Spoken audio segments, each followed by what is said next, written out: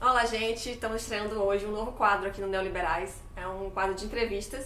E a gente vai começar hoje com ninguém menos que Marcel Van Hatten, deputado estadual do Rio Grande do Sul, o melhor político em atuação no país. E... Olá, Marcel, tudo bem? Olá, Priscila, tudo bem? Obrigado pelas palavras generosas aí. Que nada.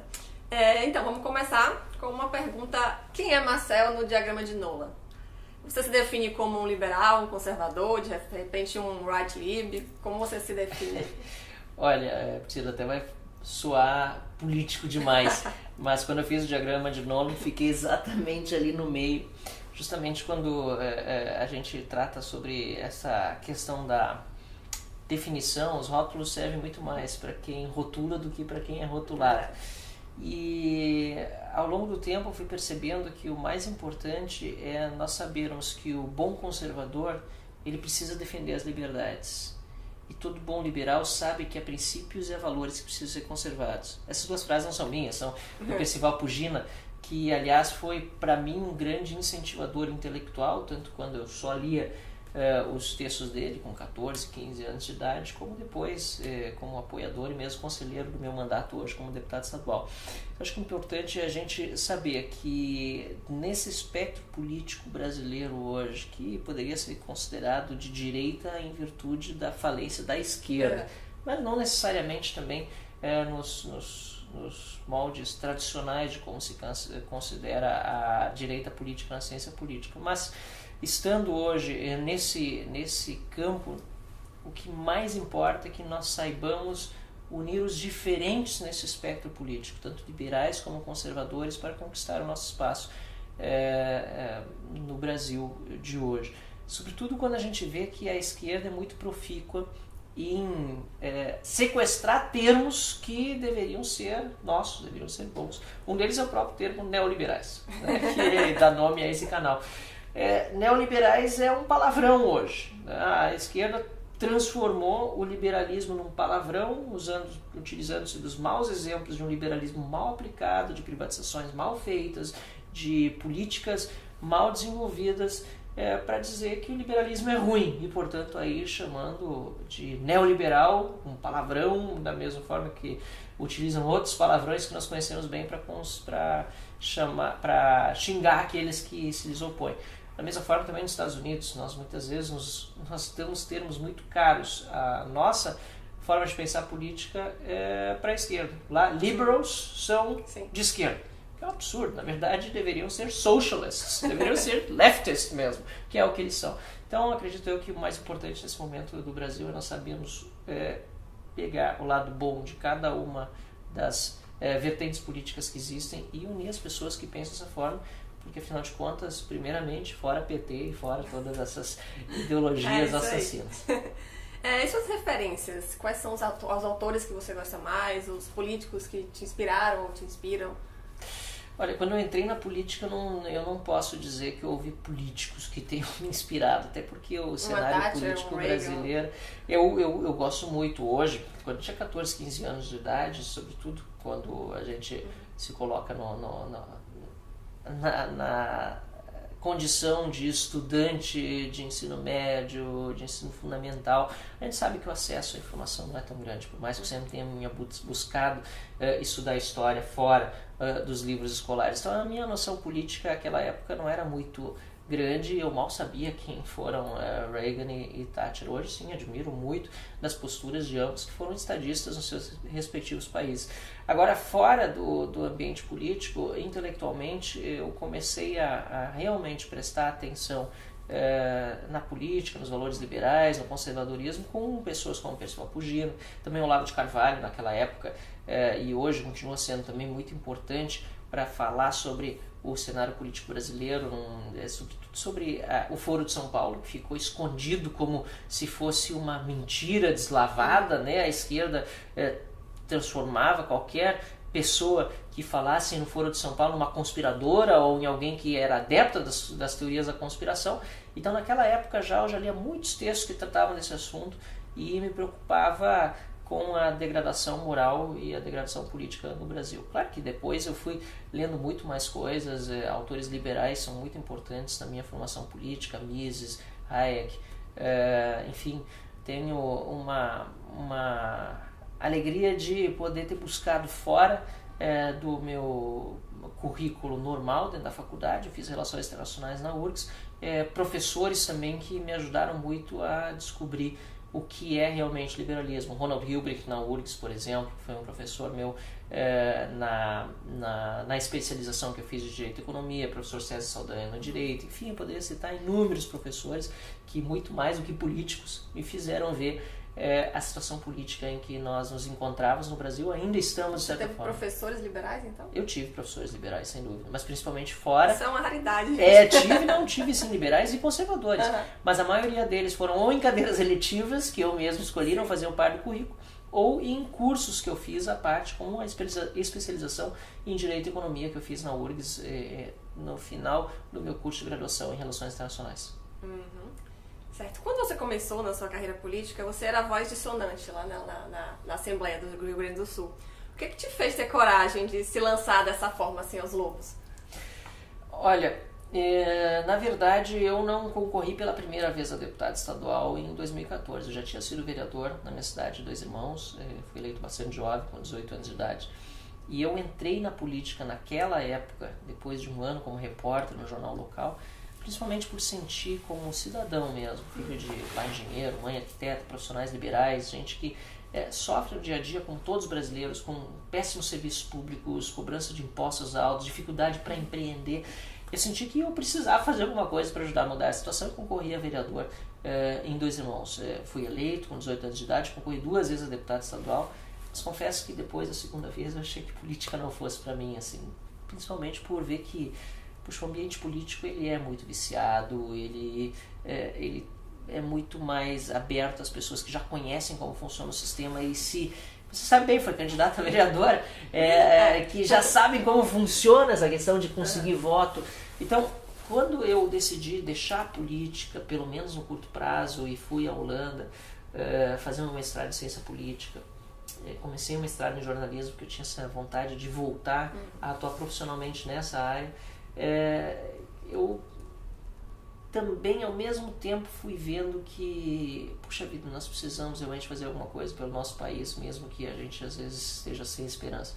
E amigos meus me convenceram que eu deveria voltar à política. Eu estava no meio do meu mestrado, retornei ao Brasil, assim, principalmente com a concordância deles de que eu poderia dizer o que eu quisesse, ou o que eu achasse que tinha que ser dito, que é algo muito difícil na política hoje. As redes sociais ajudaram muito, ou seja, durante a minha campanha eleitoral como candidato a deputado estadual em 2014, eu expressei de uma forma muito clara aquilo que eu pensava pelas redes sociais e principalmente eu tinha o compromisso dos meus amigos de que eles me acompanhariam depois, se eu fosse eleito. Porque a maioria dos eleitores esquece no Brasil quem votou.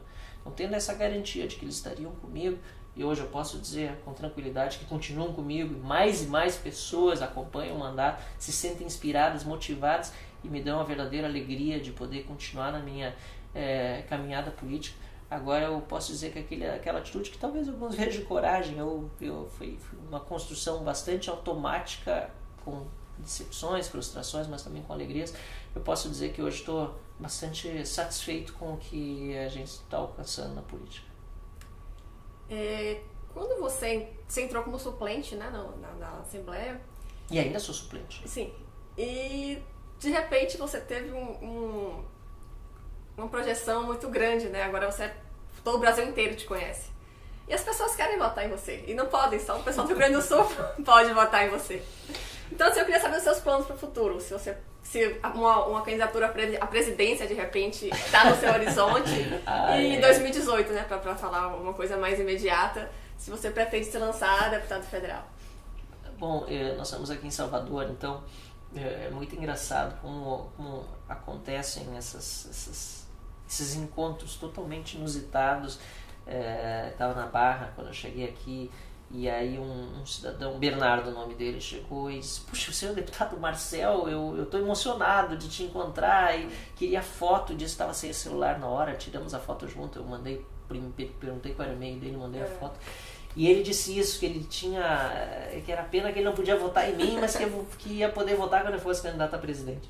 Eu não tenho isso no meu horizonte no momento. Eu sei que Mas muitas pessoas perguntam, vai ser candidato a presidente. Puxa, a própria candidatura a deputado estadual, como eu acabei de contar, foi algo inusitado. Pode acontecer no futuro, a gente nunca sabe onde eu vou, onde a gente vai chegar.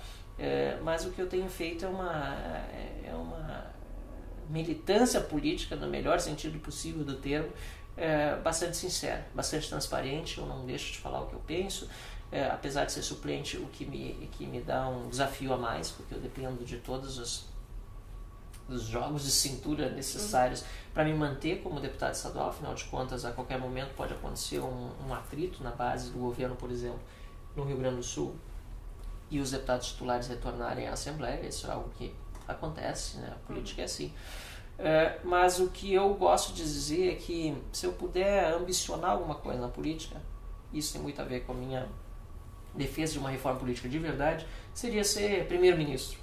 Porque é algo que não está ao alcance nesse momento. Então eu posso fazer a piada à vontade, não é algo que eu possa ser amanhã. Talvez não vou ser nunca, porque afinal de contas a gente nunca sabe se uma reforma política decente vai sair no Brasil. Mas nós precisaríamos ter um sistema parlamentar de governo que dividisse bem as funções de chefia de Estado e chefia de governo. É óbvio que o PT, Lula, Dilma foram péssimos, nefastos para o Brasil. Mas muito do que aconteceu durante os governos deles também foi consequência do sistema político que nós possuímos hoje.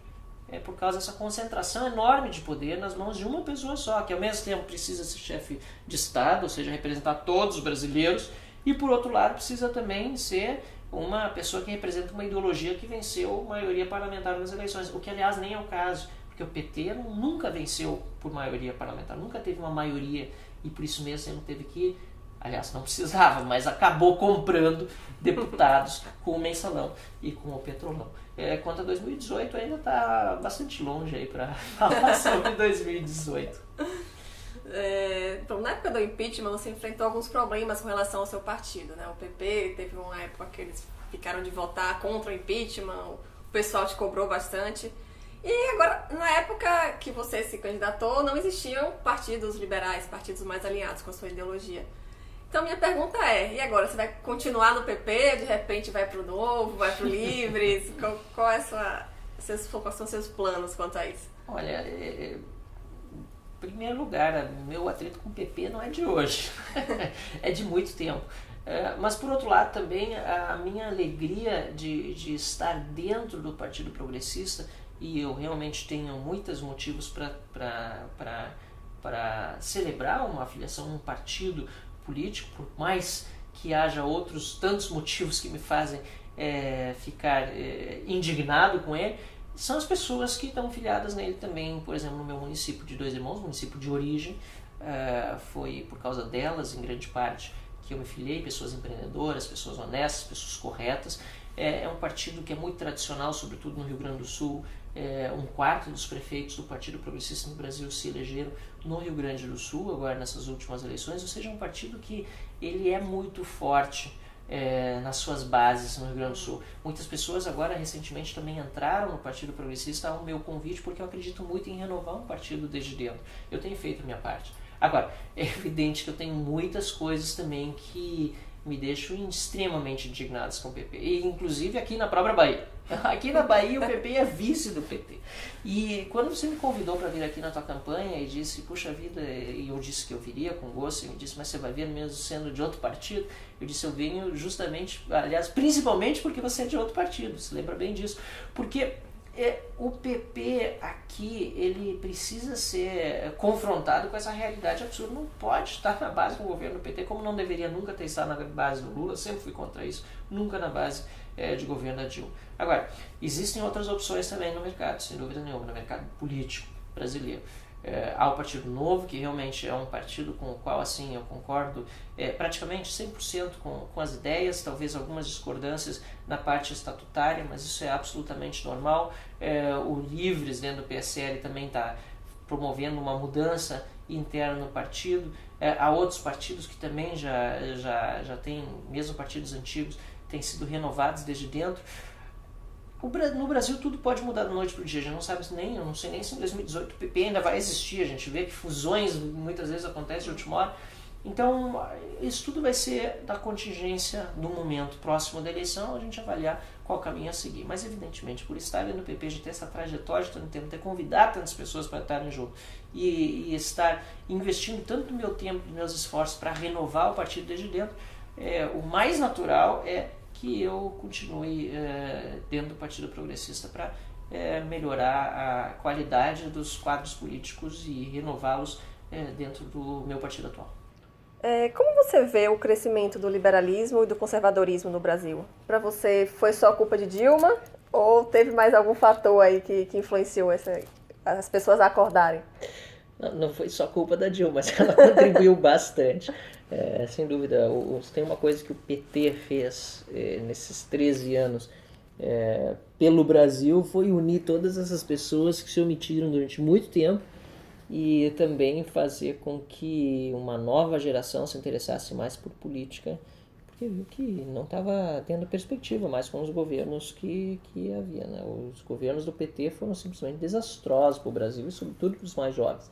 Se nós formos olhar para o futuro, quem vai pagar a conta dessa irresponsabilidade somos nós, os mais jovens, e quem vem aí, quem está saindo do ensino médio agora, quem está entrando numa faculdade, quem quer buscar um diploma, quem quer trabalhar, vai começar a sentir o peso do custo de um Estado inchado, que vai ter que, de alguma forma, ser pago e precisa ser o quanto antes reduzido para que essa conta não seja tão alta. Então, sem dúvida, isso é uma coisa que o PT fez pelo Brasil de uma forma muito torta, é verdade, né? Deus escreve certo por linhas tortas, pena que teve que ser dessa forma, foi justamente unir brasileiros, nem só conservadores, liberais, mas brasileiros de forma geral que se omitiram durante muito tempo, não fizeram sua parte, agora viram que precisam de fato se envolver em política para mudar o Brasil. E como eu vejo com muitos bons olhos, eu vejo com muito entusiasmo, mas também com uma preocupação de que, bom, se nós já nos omitimos durante um tempo, eu digo nós como sociedade, nós não podemos voltar a nos omitir no futuro. Ou seja, a derrota do PT nas eleições foi acachapante. Aí teve, se a gente for pelo discurso do PT, teve golpe em 26 estados, ou em 25, e teve democracia só no Acre, né? Então, quer dizer, se nós formos só pelos resultados das eleições e achar que o PT está morto, que acabou a ameaça socialista, comunista também em muitos casos, o PCdoB inclusive é um partido que também perdeu nas eleições, mas continua ameaçando a liberdade democrática brasileira desde dentro, porque participa do sistema político nacional como se fosse um partido democrático, partido normal. Se a gente não se der conta que esses partidos, essa ideologia sobretudo, continua prosperando sobretudo dentro das escolas, dentro das universidades, e se nós não combatermos ela, nós vamos cair mais uma vez logo aí adiante nessa esparrela do discurso fácil de quem diz que pode fazer tudo quando chegar no governo por toda a sociedade. Não, nós precisamos de fato ficar atentos e continuar com essa mobilização e, aliás, ser ainda mais fortes agora e mais ferrenhos na defesa dos valores corretos. Certo, agora vamos falar de um mistério que assola o Rio Grande do Sul. O seu estado ele produz os melhores e os piores políticos. Lá tem você, tem o Marquesan, tem o Osterman, mas também tem Luciana Genro, Maria do Rosário, Manuela Dávila. Qual é o mistério? O que acontece? O que é que tem na água do Rio Grande do Sul que consegue produzir coisas tão opostas? Olha, essa pergunta realmente é misteriosa. Por outro lado, não é só no Rio Grande do Sul que nós temos essas personalidades políticas sendo eleitas, é no Brasil todo. E isso é fruto muito de uma mentalidade bastante corporativista. O Rio Grande do Sul tem demonstradamente sido muito pior nesse sentido. E mais uma vez, isso foi fruto grande parte da omissão da sociedade que não acompanhou o que foi sendo feito na política partidária. Nós sabemos que o sistema político de voto proporcional que nós temos hoje, ele leva a que os candidatos com mais dinheiro, com mais poder, que já estão no sistema há muito tempo, consigam se reeleger de uma forma mais fácil. E como um candidato tem acesso a poder ou tem acesso a dinheiro, e sendo próximo de instituições que têm poder, que têm acesso a dinheiro. E quem no Brasil tem acesso a poder, acesso a dinheiro?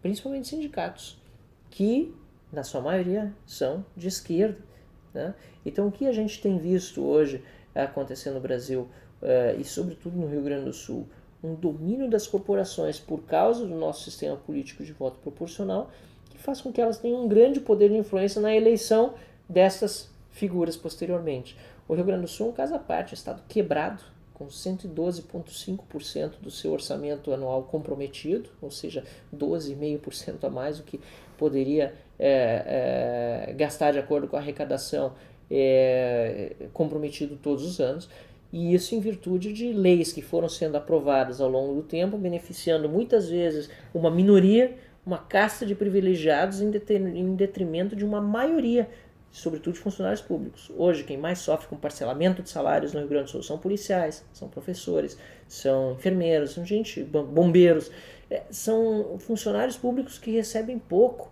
Eles são os mais prejudicados, enquanto muitos são privilegiados de uma forma muito nefasta no Rio Grande do Sul. E eu preciso dar esse exemplo. No Rio Grande do Sul hoje, se nós formos ver o tanto que é gasto com funcionalismo público no Rio Grande do Sul, 54% da folha é comprometida com quem já está aposentado, com quem está na inativa. Imagina, mais da metade do que é gasto com funcionalismo público vai para quem já está aposentado. E, sobretudo, para aqueles que ganham mais, para aqueles que têm as aposentadorias mais gordas, incluindo o seu Tarso Genro, que é ex-governador, está agora usufruindo das benesses da vida no Rio de Janeiro, recebendo salário de mais de 30 mil reais por mês. Enquanto isso, o segundo estado no Brasil, veja bem, eu disse 54% no Rio Grande do Sul, o segundo estado no Brasil na lista, o Rio Grande do Sul é disparado primeiro, é São Paulo, com um estado muito mais rico, e tem 27%, que é exatamente a metade de comprometimento dos inativos na folha. Ou seja, isso é resultado de anos e anos de aprovação de leis para beneficiar, privilegiar minorias de servidores que estão ali buscando realmente privilégios para as castas mais altas, com concordância de partidos políticos tradicionais e, sobretudo, que não recebe a maioria desses políticos votos dessas pessoas, mas estão desses sindicatos, mas se curvam às galerias lotadas e, claro, essas galerias votadas, formadas por sindicalistas, depois apoiam candidatos como esses que você falou à esquerda. Então, quer dizer, é muito complexo, precisa de uma explicação ampla. Esse mistério não é tão misterioso assim. Para resolvê-lo, nós precisamos só participar mais da política. Você falou aí de aposentadoria.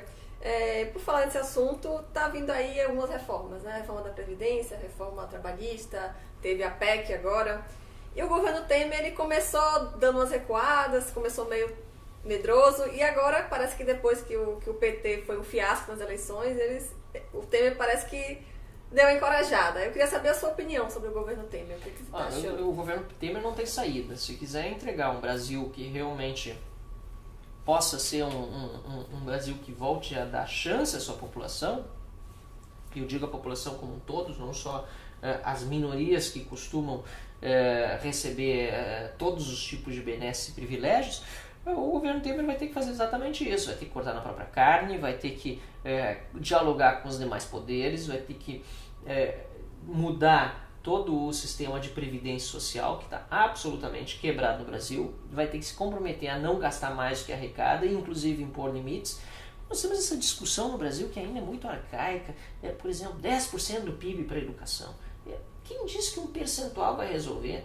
A Coreia do Sul gasta muito menos de metade disso na educação e tem uma educação de causar inveja até aos países desenvolvidos. Quer dizer, não é o volume de dinheiro que é gasto que vai resolver, mas é a qualidade do gasto feito. E para que haja qualidade no investimento, em primeiro lugar deve haver limites. Porque se nós não soubermos até quanto nós podemos gastar, como nós vamos qualificar o nosso gasto? Senão a gente gasta como se não tivesse amanhã. Que, aliás, foi o que o PT fez enquanto esteve no governo, e o que só foi feito de uma forma agravada, porque no Brasil costumou-se fazer durante muito tempo. Então, se o governo Temer quiser realmente entregar um país melhor para o sucessor, quem quer que seja, vai ter que fazer exatamente isso. Vai ter que garantir para o servidor do setor público o mesmo direito que já tem o servidor ou o funcionário da iniciativa privada. Não é essa história, vamos parar com a história de corte de direitos. Por que alguns têm mais direitos do que outros? Não, nós temos que igualar os direitos. Quem está no setor privado sabe que há muitos que têm direitos muito superiores àqueles que estão no setor público. Temos que igualar esses direitos para que nós tenhamos realmente um orçamento saudável. E se o Temer não fizer isso, não vai ter possibilidade de entregar um país melhor. Agora, a nossa responsabilidade é apoiá-lo nessas coisas. Evidentemente que é um governo que precisa ser fiscalizado. Eu costumo dizer que o PT conseguiu chegar ao poder justamente por causa da política tradicional, que o PMDB, o meu partido também, e tantos outros partidos representam tão bem. A população estava cansada disso e decidiu apostar numa esperança, numa coisa diferente, no partido da ética, da moralidade. Aí o PT, que dizia que era melhor do que todos os outros partidos, agora está fazendo um esforço danado para parecer igual, para esconder que é pior. Então, quer dizer, essa é a situação que nós chegamos. Só que nós não podemos nos iludir achando que Temer é uma maravilha, que vai resolver todos os problemas do país. Nós precisamos fiscalizar, porque nós sabemos que também foram responsáveis não só pela chegada do PT no poder, como também pela manutenção. Até pouco tempo atrás, o PMDB era a base do governo, até o Cunha romper com a Dilma, e o Temer foi eleito com o voto dos petistas, ele é o vice-presidente da República. Sempre bom lembrar, né? Sempre bom lembrar, exatamente. Quem lacrou também. Quem lacrou 13, lacrou Temer. Então, assim, primeiramente, fora Temer, que bom que agora estão reconhecendo que o candidato a vice não era aquelas mil maravilhas que a Dilma e o Lula disseram na campanha eleitoral.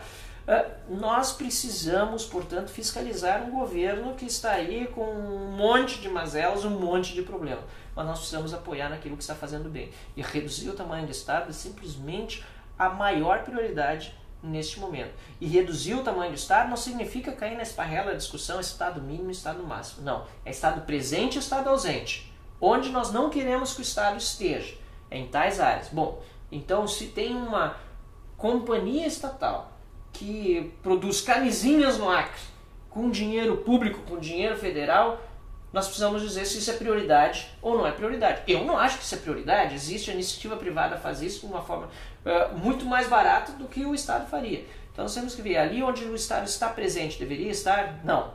Então tira o Estado dali. E onde o Estado está ausente, deveria estar? Bom, então ali tem que estar realmente o Estado. Segurança pública. É um fiasco a segurança pública no Brasil todo. E ali o Estado não está, que é a prioridade número 1 do Estado.